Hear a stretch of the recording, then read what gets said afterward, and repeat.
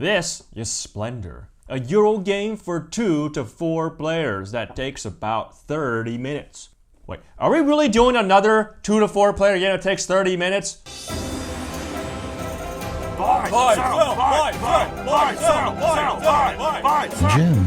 Gems are truly outrageous.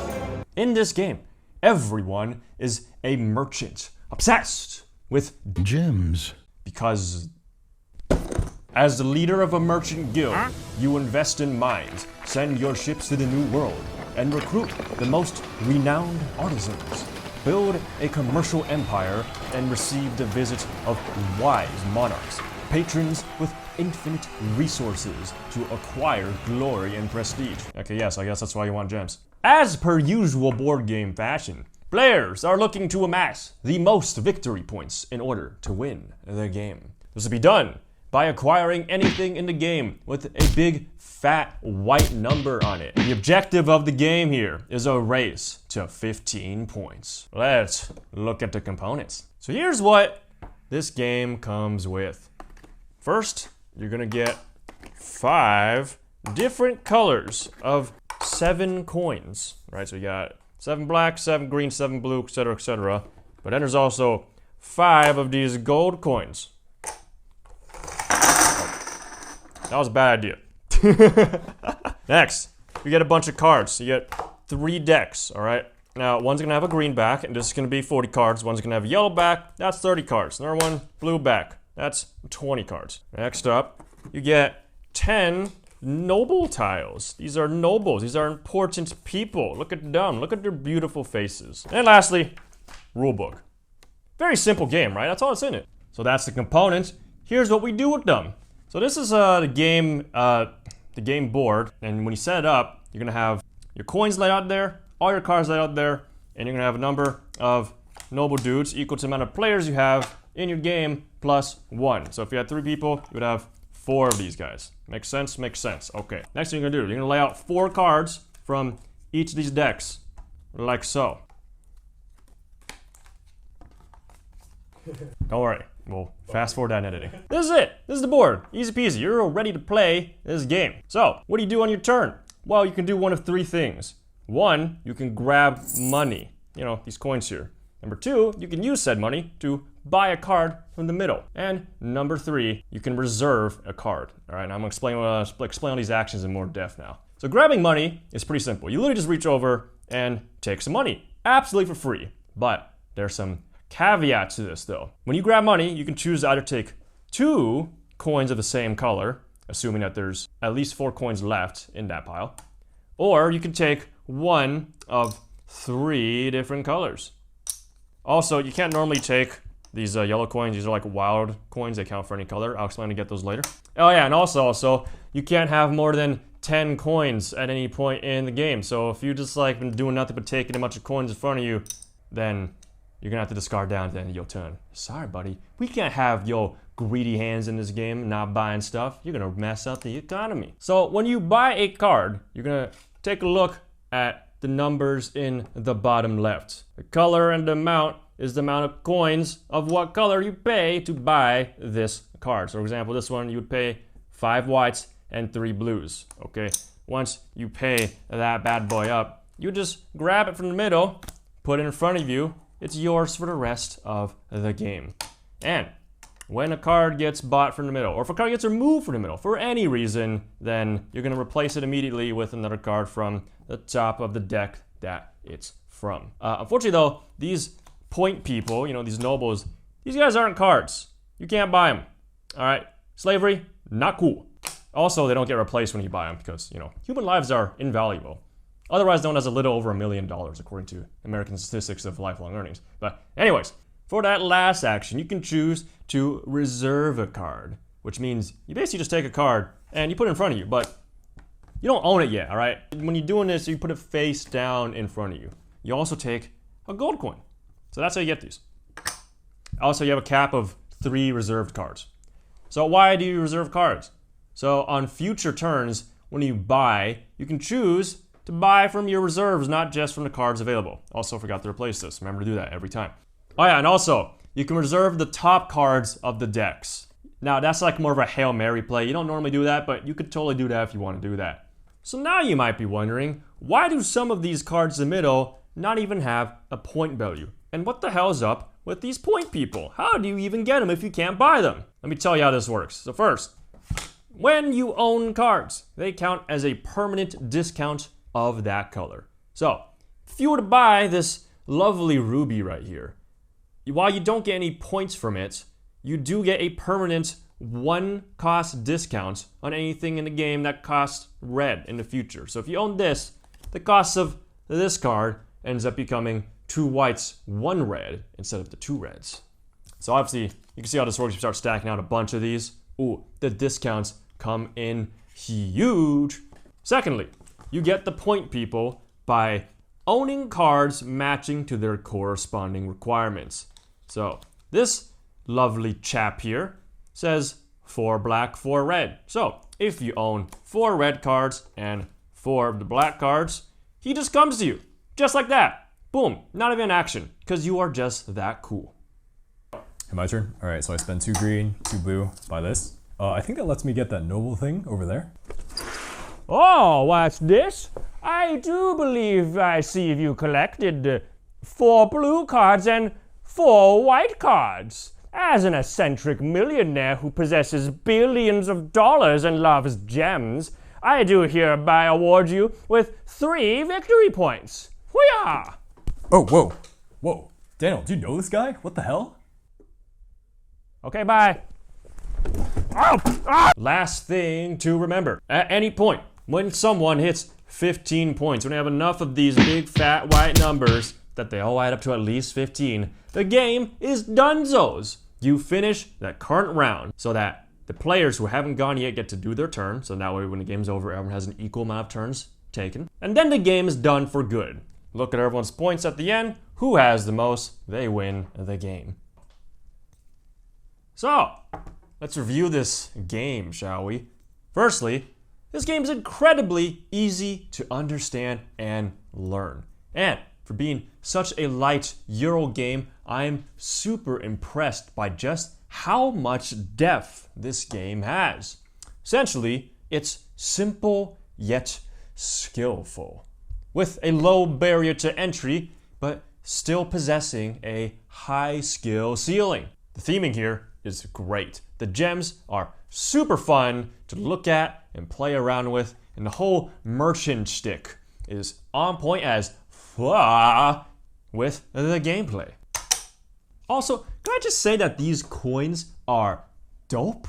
Like, my god, these things are absolutely amazing components. All right, just moving them around to play the game, super satisfying. The feel of them, the weight of them, the clacking, like, oh my god. These are so fun to just have in your hands. I don't know how they did it. A+ job. Next, the game's storage. Phenomenal. Now, I know the game's real simple. Probably doesn't take a genius to design something to hold all of them, but I gotta say, for the most part, this is very neat. It's very nice to look at. Very easy to just pull everything out and need to play the game. Like, I'll give them props for it. The cards have amazing artwork. Now, there's a lot of real estate to work with, so I'm super glad that rather than just like wasting on a dead space, they were just like, yeah, we'll just put nice, very crisp, blown up pictures of dudes doing stuff with gems on these cards. And I love the theme you got going on, right? Like, the low cost ones tend to become a bunch of mines, the middle ones tend to be a bunch of dudes, and then the top ones are like, oh, these are some crazy buildings. And they all look great. So basically, overall, the components, the presentation, everything about the aesthetics of this game are amazing. It has an amazing presentation. The tactile feel of these coins that go along with it is excellent. All with relevant Renaissance merchant theming to wrap everything up into a nice bow.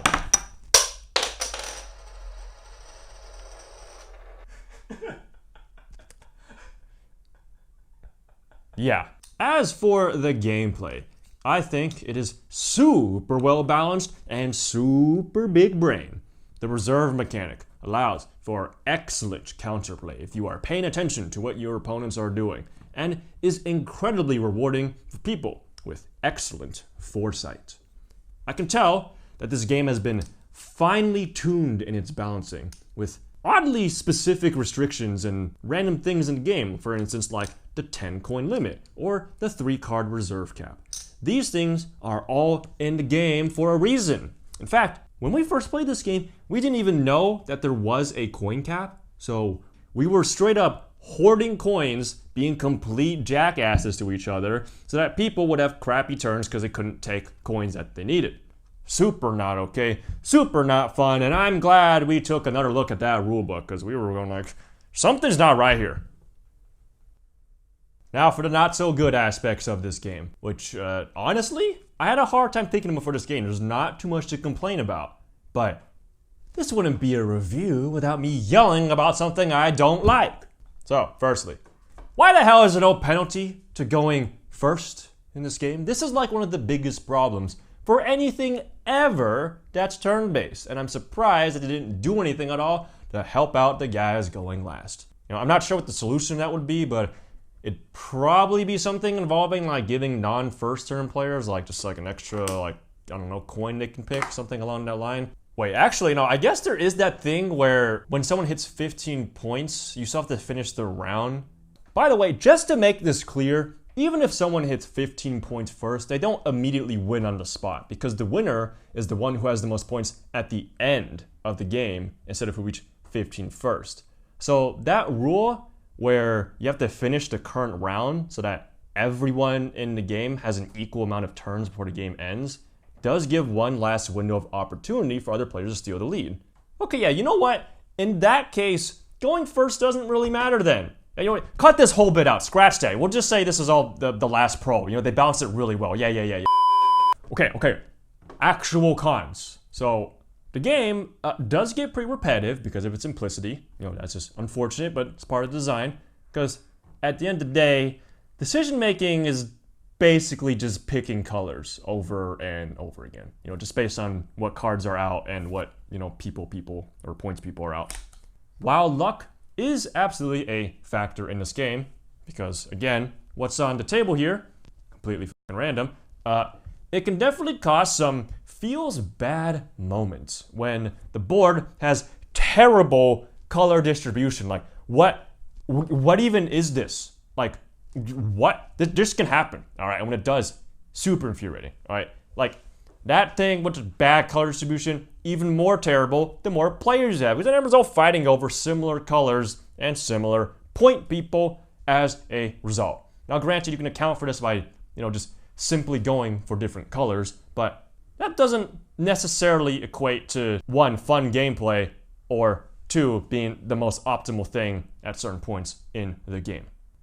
Another thing that makes this luck feel especially bad is when you realize that some cards in the game are simply objectively better than others.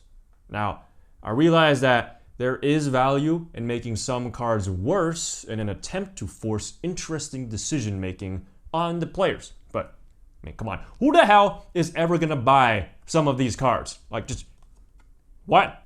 Overall, though, these issues are all things that can reasonably be managed during gameplay with smart decision making and adaptations, which, in my opinion, does attest to the strengths of the core game design.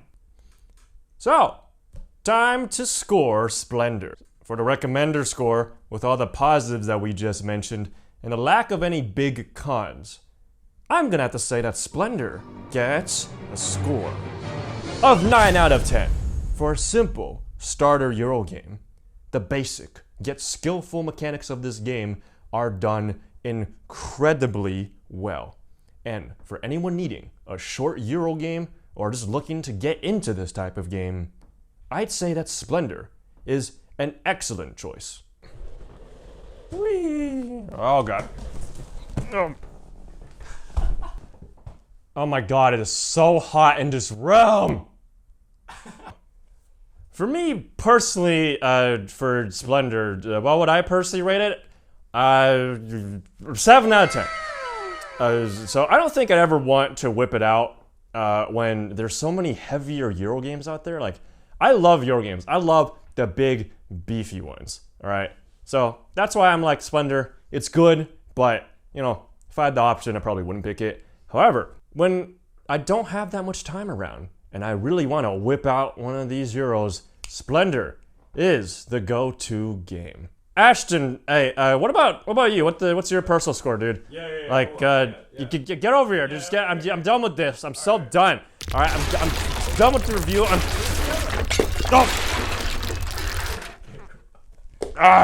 All right, this is actually helping with the heat. Where are we? Right. Okay. So I bought this game on a whim and actually got the fantastic first edition with these amazing gems. And honestly, if you play this game, maybe touching these like half the time, they feel really great. Probably not on your eyes so much, but it's actually somehow cooling me down. Anyways, as for the game, the engine building's not bad. I do feel like the turns are a little samey. In terms of the noble mechanic, it's not the most balanced. And actually, I've heard of people in tournaments saying that they completely ignore it. But I don't know, that's really up to you to find out. I haven't tested that too much. And yeah, I mean, overall, I would give the game 6 out of 10. Now, I would play this game basically anytime someone recommended it to me. Otherwise, I don't know, it just kind of sits on my shelf. Good game, good intro for Euros. Yeah, try it out to get these nice, good old gems. Wait, but they don't get those ones. They get second edition ones or whatever edition they're on with the lighter, not weightier, not clinky ones. All right, if you can, look on eBay, get the right edition. In conclusion, we think that Splendor is a game worthy of your attention and hard-earned money. Definitely go check it out if you're interested. Oh, but one more thing. Apparently, current editions of this game have way crappier coin components. Like, they're nowhere near as weighty or as satisfying as the ones that we got. No idea when that change got made. But anyways, don't let that stop you from picking up Splendor.